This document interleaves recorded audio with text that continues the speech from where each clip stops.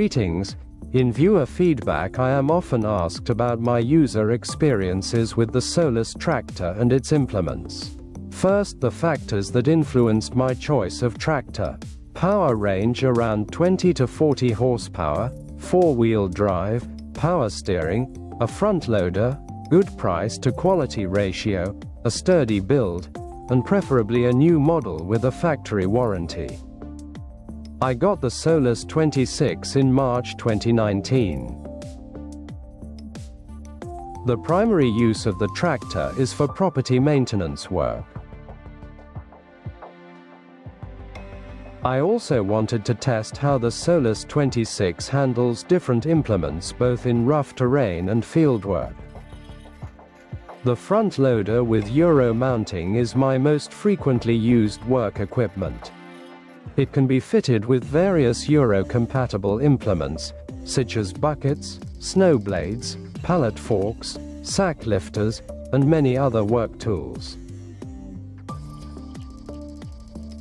The front loader has a lifting capacity of about 500 kilograms, making it easy to move sand, gravel, firewood, and handle snow removal in winter. When using a front loader, I ensure there is sufficient counterweight behind the tractor. I can choose between a 200 kilograms rear weight toolbox or a 320 kilograms rear weight rack for lifting or moving.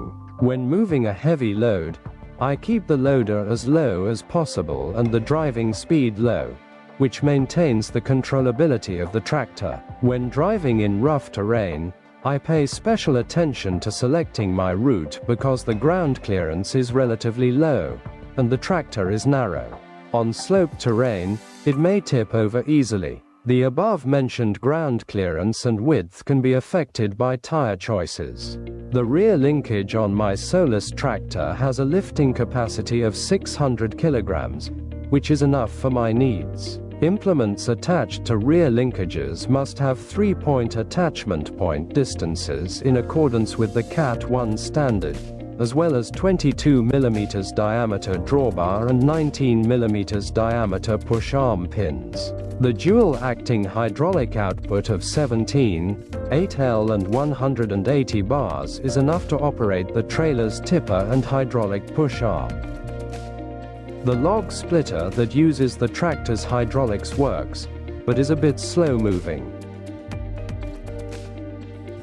I retrofit a 6/2 doubler valve, using a separate control switch to switch connectors A or B without changing the hydraulic hoses. The tipping cylinder on my trailer is single-acting, meaning it has only one hydraulic hose.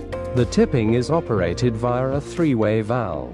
The tipping is raised or lowered by turning the 3-way valve spindle up or down.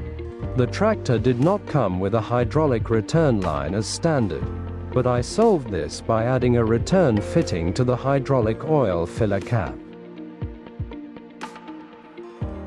The trailer with a dual-acting tipping cylinder operates directly from the Solis hydraulic output.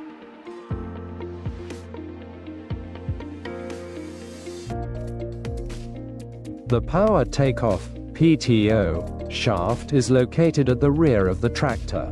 It is a standard 6-spline 1-3/8 shaft, which I use to power a firewood processor, a hydraulic log splitter, and a tiller.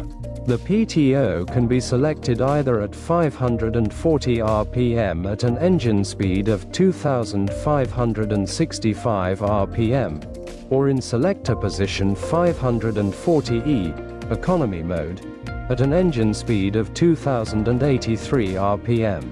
The economy mode saves fuel by running the engine at a lower speed, which is useful when operating an external hydraulic pump that does not require maximum power.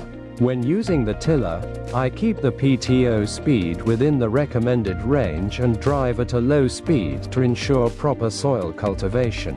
When lifting the tiller, I ensure that the maximum operating angles of the PTO shaft are not exceeded. With 6 years of experience, I can confidently say that the Solis 26 is a compact yet powerful small tractor that punches above its weight. More Solis videos at youtube.com/@mattizotalo.